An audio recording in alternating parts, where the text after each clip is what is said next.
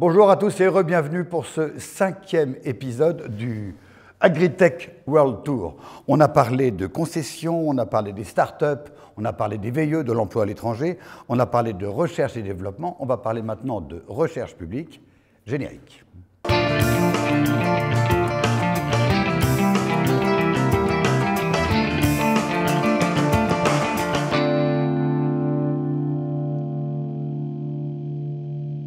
Recherche publique, j'espère que le terme ne vous choque pas sur le beau côté public. Non, vous évidemment. Jean-Paul Zouzals, merci d'avoir accepté notre invitation. Vous travaillez à l'INRAE. C'est quoi l'INRAE? Tout à fait, Jérôme. Je travaille à l'Institut national de la recherche pour l'agriculture, l'alimentation et l'environnement. C'est nouveau le « et ». C'est tout nouveau le « et ». Absolument. Jean-Louis Lucas, bonjour. Bonjour. Terrinovia, c'est quoi? Terrinovia, l'Institut technique des oléagineux, des protéagineux et du chanvre. Qui paye? C'est en fait un fonds interprofessionnel financé par les agriculteurs. Par les agriculteurs eux-mêmes? Oui. Alors, on va rentrer dans le concret tout de suite. Vous nous avez amené 2 photos. Excusez-moi, regardez, je les trouve d'une banalité affligeante. Qu'est-ce que c'est? C'est évidemment la récolte du tournesol. Qu'est-ce qui se passe de spécial? En fait, elle va directement à l'objectif, c'est-à-dire que cette machine ne prélève que le capitule. Il n'y a que la tête du tournesol qui va passer dans la machine.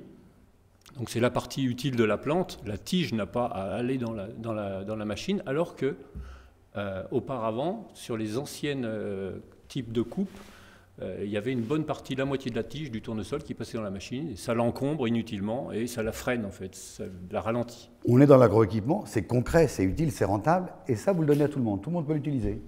Oui, tout à fait. On est financé par les agriculteurs, le retour de l'information retourne aux agriculteurs, c'est tout à fait logique. D'accord, et c'est déjà sur les machines? C'est déjà en application sur pas mal de machines, oui, tout à fait, mais ça demande à être développé, tout à fait. J'ai failli vous oublier, Christelle, enseignante et chercheuse à AgroSup Dijon. Vous connaissez ce système? Je connais, j'en ai entendu parler, mais dans nos formations, justement, on s'appuie sur les spécialistes et sur l'innovation en faisant intervenir ces personnes-là, comme Jean-Louis, comme Jean-Paul, pour former nos ingénieurs aux nouvelles technologies. L'agriculture bouge, l'agroéquipement en particulier, ça va très vite. Ça va aussi vite dans les cours que vous enseignez dans les écoles?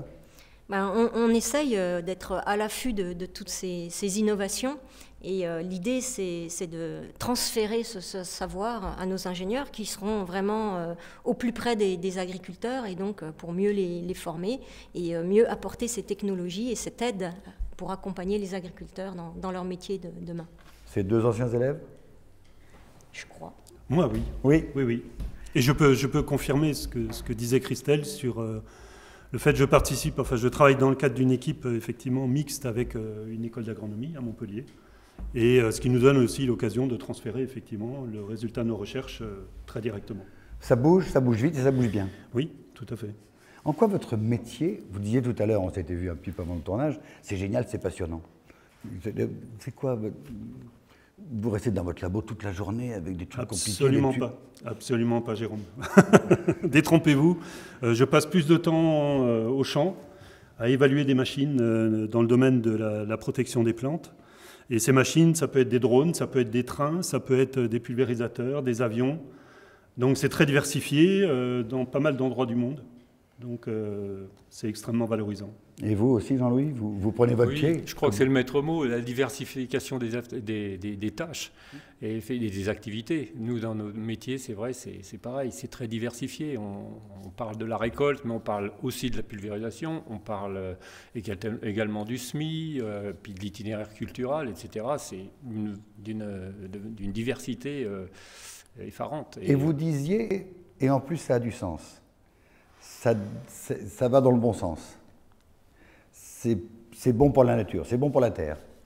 Disons qu'en tant qu'acteur de la recherche publique, on se doit d'accompagner les politiques publiques qui vont vers une amélioration des pratiques, limiter les impacts notamment des produits de protection des plantes dans l'environnement ou pour les populations.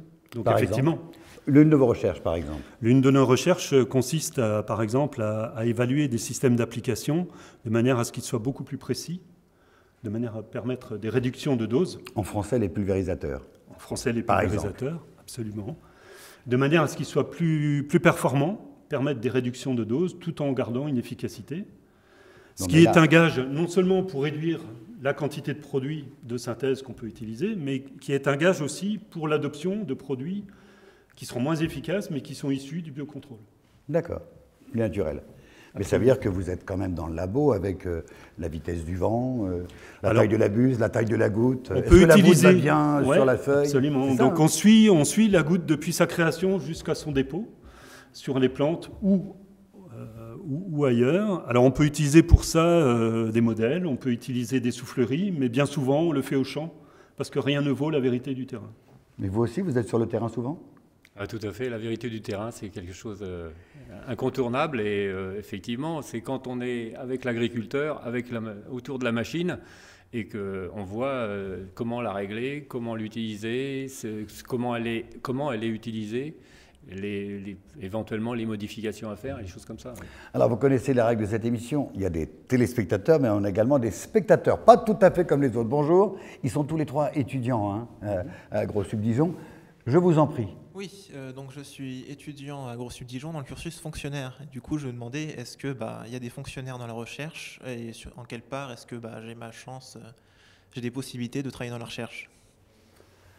Oui, tout à fait. Donc il y a un dispositif qui s'appelle la formation FCPR, qui permet justement à des étudiants fonctionnaires de pouvoir poursuivre des carrières, notamment de réaliser un doctorat, ce qui permettra par la suite éventuellement de pouvoir postuler à des emplois dans la recherche publique. Donc il y a des passerelles. Évidemment, pour les étudiants, pour tous les étudiants, il y a des passerelles vers la recherche, mais il y a un dispositif particulier dans le cas des élèves fonctionnaires, tout à fait. Mais Christelle, vous formez également des doctorants, des thésards? Oui, mais ils peuvent être issus de la formation ingénieur, rien ne s'y oppose. Et après, on va, selon les équipes de recherche et selon vers quoi on va en type d'innovation, on va peut-être chercher des profils plus agronomes pour tester ou valider des essais, ou des profils plus informatiques ou techniques pour évaluer les performances des machines du futur. Là aussi, ça bouge. Dans l'enseignement aussi. Tout à fait, on essaye d'être à l'affût de tout et former au mieux nos étudiants. Alors, ce qui est intéressant, c'est que Jean-Paul travaille sur la pulvée, mais vous aussi. Eh oui, comme quoi c'est très divers. Vous avez changé, vous vous connaissiez avant? On ne se connaissait pas. Agritech World Tour fait des rencontres formidables. Tout à fait. C'est quoi, vous, la pulvée? Et nous, la pulvée, on a toujours le même objectif de diminuer l'utilisation des pesticides et donc la solution de la pulvérisation localisée, ça paraissait quelque chose de très intéressant. Donc on a monté un projet avec AgroSup, avec une coopérative, la coopérative agricole Lorraine, et puis un constructeur.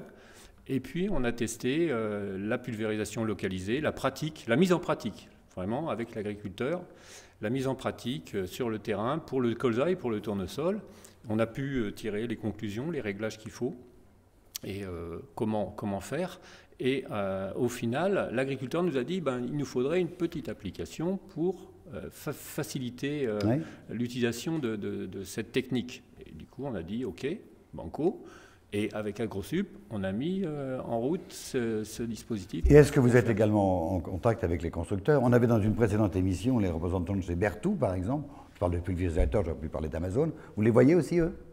Oui, ça m'arrive de les voir. Oui. Mais je ne suis pas à l'initiative de la recherche. Alors, on a des... Pardon.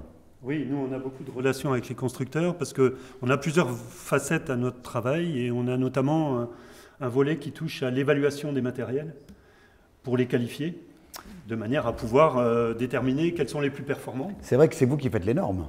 Alors, on participe aux normes parmi d'autres avec les constructeurs, parce qu'ils sont partie prenante aussi.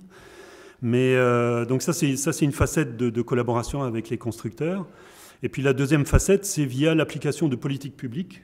C'est-à-dire qu'on peut être amené à expertiser un certain nombre de dispositifs qui rentrent après dans un cadre réglementaire, notamment ce qui touche au matériel qui permettent de réduire la dérive, donc réduire les impacts dans l'environnement lors d'application. Et comme ça bouge beaucoup, vous ne vous ennuyez jamais. Je ne m'ennuie jamais. On a des téléspectateurs exigeants, mais aussi des spectateurs. La parole est libre. Bonjour, présentez-vous toujours étudiant. Oui, bonjour, moi c'est Abdou Karim, élève ingénieur en deuxième année à AgroSubdivision. Ma question est de savoir est-ce que la thèse elle est vraiment indispensable pour évoluer dans le domaine de la recherche ou le niveau du diplôme d'ingénieur est largement suffisant? Oui.